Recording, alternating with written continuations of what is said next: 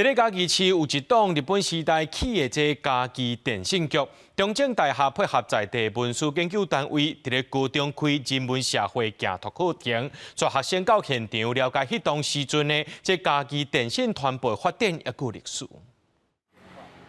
配合手头的资料，文书研究人员伫电信局头前，向学生来分享家己地区伫1930年的时阵，迄当阵使用电话的原因甲产业。上课老师讲，家己伫日本时代是电信传播发展一个真先进的所在。只有3个地方有设立像这样子的电信局，那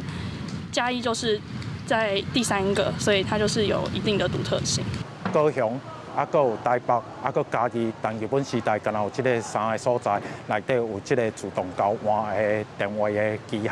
为着要了解日本时代电信局、邮便局甲电影戏院对社会电信传播的影响，中正大学委托嘉义文书团队开办课程，带学生用行读的方式，唔但看为日本时代保留高档的建筑物，嘛来入捌嘉义地区传播发展的历史。即个街区是一个。咱咧讲用电来去传讯息，一个非常完整的所在，所以就想要把这个街区作为咱这边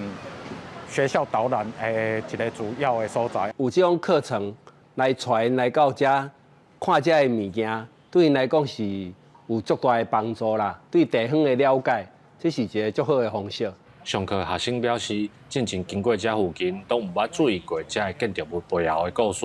老师讲，这个行读的课程，唔但提供课本内底读袂到的知识，嘛，让学生有机会对家己成长的故乡有更较深的认捌。记者林慧婷，嘉义报道。